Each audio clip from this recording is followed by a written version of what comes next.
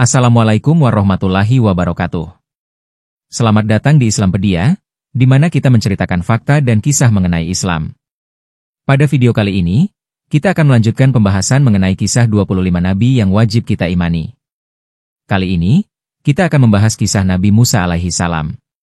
Sebelum mulai, jangan lupa untuk like, share, dan subscribe channel ini agar tidak ketinggalan kisah dan fakta menarik mengenai Islam lainnya.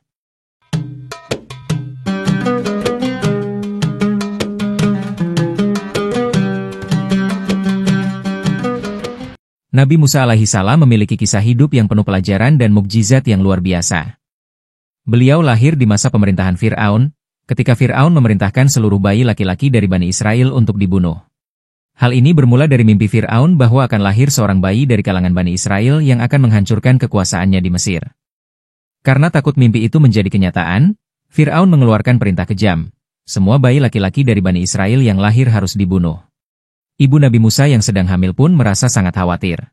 Namun, atas kehendak Allah Subhanahu wa Ta'ala, kehamilannya tidak terlihat, dan prajurit Fir'aun tidak mengetahui bahwa ia mengandung. Allah Subhanahu wa Ta'ala memberikan ilham kepadanya, sebagaimana disebutkan dalam Quran Surah Al-Qasas ayat 7, yaitu, "Susuilah dia Musa. Apabila engkau khawatir terhadapnya, maka hanyutkan dia ke sungai Nil, dan janganlah engkau takut dan jangan pula bersedih hati. Sesungguhnya kami akan mengembalikannya kepadamu, dan kami akan menjadikannya salah seorang dari para rasul." Setelah Nabi Musa lahir, ibunya menaruhnya di dalam sebuah peti, lalu menghanyutkannya ke sungai Nil, dengan pengawasan kakaknya dari kejauhan. Peti itu ditemukan oleh istri Fir'aun yang jatuh hati kepada bayi Musa dan ingin mengadopsinya. Meskipun Fir'aun ingin membunuhnya, istrinya berhasil membujuk agar Musa kecil dibesarkan di istana. Ketika bayi Musa merasa lapar, para pelayan istana mencari wanita untuk menyusuinya. Namun, Musa menolak semua wanita yang ditawarkan. Saat itu, kakak Musa datang dan mengusulkan seorang wanita yang ternyata adalah ibu kandungnya sendiri. Musa pun mau menyusu kepadanya. Ibu Nabi Musa pun diizinkan merawatnya dan bahkan diberi upah, seperti yang telah dijanjikan oleh Allah Subhanahu wa Ta'ala. Tahun berganti. Saat Nabi Musa berusia sekitar 40 tahun, Allah memberinya hikmah dan ilmu, serta mengangkatnya sebagai rasul. Suatu hari, beliau melihat seorang dari Bani Israel bertengkar dengan seorang Mesir. Ketika Nabi Musa mencoba melerai, ia tidak sengaja memukul orang Mesir itu hingga meninggal. Beliau pun sangat menyesal dan memohon ampunan kepada Allah. Kabar itu sampai ke telinga Fir'aun. Ia pun memerintahkan pasukannya untuk menangkap Musa. Namun, seorang lelaki memberitahu Musa agar segera kabur, karena nyawanya terancam. Nabi Musa pun melarikan diri ke negeri Madian. Di Madian, beliau bertemu dua wanita yang sedang kesulitan memberi minum ternak mereka. Nabi Musa membantu mereka. Ayah kedua wanita itu, yakni Nabi Syuaib alaihi salam, memanggil Musa ke rumahnya dan setelah mendengar kisah Musa, ia menenangkan dan menawarkan perlindungan. Nabi Syuaib kemudian menawarkan salah satu putrinya untuk dinikahi Musa, dengan syarat Musa harus bekerja dengannya selama 8 atau 10 tahun. Musa menyanggupi dan tinggal di Madian.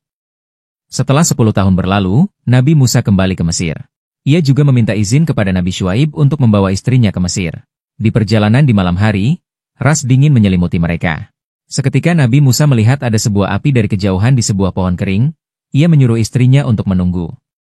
Saat ia mendekat kepada api tersebut, ternyata itu bukan api biasa. Api itu melayang dan berbicara kepadanya. Masya Allah, Nabi Musa ternyata sedang berbicara dengan Allah Subhanahu wa Ta'ala melalui api itu. Allah memberikan perintah kepada Nabi Musa untuk menyampaikan kebenaran pada Fir'aun dan Bani Israel, serta memberikan tongkat kepada Nabi Musa. Nabi Musa pun akhirnya sampai di Mesir setelah sekian lama, dan mendatangi Fir'aun dan mengajaknya untuk beriman kepada Allah Subhanahu wa Ta'ala. Namun Fir'aun menolak dengan sombong dan menuduh Nabi Musa sebagai penyihir. Fir'aun mengumpulkan 3 penyihir terbaiknya. Mereka melemparkan tongkat yang berubah menjadi ular. Namun Nabi Musa melemparkan tongkatnya, dan tongkat itu berubah menjadi ular besar yang menelan ular-ular para penyihir. Melihat mukjizat ini, beberapa penyihir bersujud dan menyatakan keimanan mereka kepada Allah. Istri Fir'aun, Asyah, juga menyatakan keimanan kepada Allah.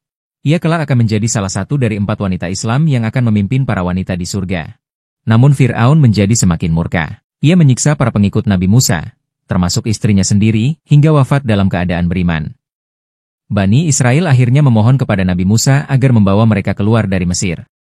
Maka Nabi Musa pun memimpin mereka pergi diam-diam. Namun, Fir'aun bersama pasukannya mengejar mereka hingga ke tepi laut. Ketika terdesak antara laut dan pasukan Fir'aun, Allah Subhanahu wa Ta'ala menurunkan wahyu kepada Nabi Musa untuk menghentakkan tongkatnya. Maka laut pun terbelah, membentuk jalan kering di antara dua dinding air. Nabi Musa dan Bani Israel melewati jalan itu dan sampai di seberang dengan selamat. Fir'aun dan pasukannya tetap sombong dan ikut masuk ke dalam jalur tersebut. Ketika mereka sampai di tengah, jauh dari tepi manapun, Allah memerintahkan Nabi Musa untuk menghentakkan tongkatnya lagi. Air laut pun kembali seperti semula dan menenggelamkan Fir'aun beserta seluruh pasukannya. Dalam keadaan sekarat, Fir'aun berkata bahwa ia beriman kepada Tuhan Nabi Musa dan Bani Israel. Namun Allah Subhanahu wa Ta'ala berfirman, sebagaimana dalam Quran Surah Yunus ayat 91, yaitu, "Apakah sekarang baru kamu percaya?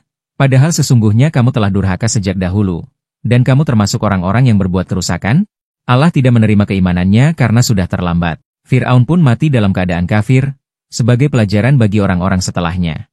Masya Allah, begitu luar biasa mukjizat-mukjizat yang Allah berikan kepada Nabi Musa alaihi salam. Tapi semua itu tetap tidak mampu meluluhkan hati Fir'aun yang keras dan sombong. Ingin tahu kisah nabi-nabi lainnya? Jangan lupa untuk like, share, dan subscribe channel Islampedia.